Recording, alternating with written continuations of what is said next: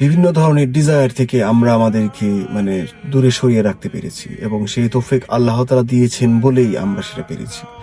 এবং যেটা আমি বলতে চাচ্ছি যে রমাদান আসে রমাদান যায়, এভাবেই আমরা যুগের পর যুগ, প্রজন্মের পর প্রজন্ম এভাবেই চলে যাচ্ছে। কিন্তু রমাদান থেকে আমরা আসুন এমন একটা কিছু করি যে আমাদের নিজেদেরকে একটা বিগ ট্রান্সফরমেশনে নিয়ে আসি।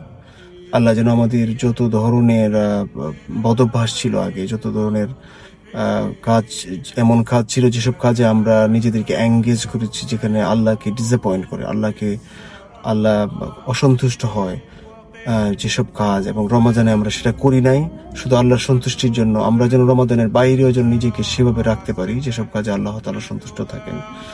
আসুন আমরা সেই ধরনের প্রত্যাশা করে আমরা আমাদের ঈদটাকে উদযাপন করি।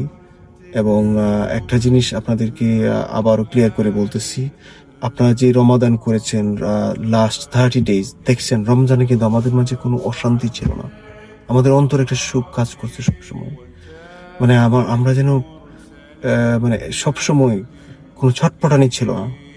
রমাজানের পরে দেখবেন আমরা খুবই ছটপট করতেছি, অস্থিরতা, বিভিন্ন ধরনের মানে প্যারাশানি কাজ করছে আমাদের, কিন্তু রমজানে সেটা ছিল না। রমজানে আমরা অত্যন্ত মানে যদিও মানে শুধু খাবার থেকে বঞ্চিত ছিলাম, বাট আমাদের অন্তরে একটা শান্তি কাজ করছে সবসময়। এবং সেই বিষয়ে আল্লাহ তাআলা কোরআনে বলেছেন, একমাত্র আল্লাহর স্মরণে আমাদের আত্মা প্রশান্তি লাভ করে। আল্লাহকে যদি আমরা স্মরণ করি তাহলে আমাদের অন্তরে একটা মানে ট্রাঙ্কুয়ালিটি, একটা হ্যাপিনেস কাজ করে, এবং সেটাই ছিল এই রমাদান।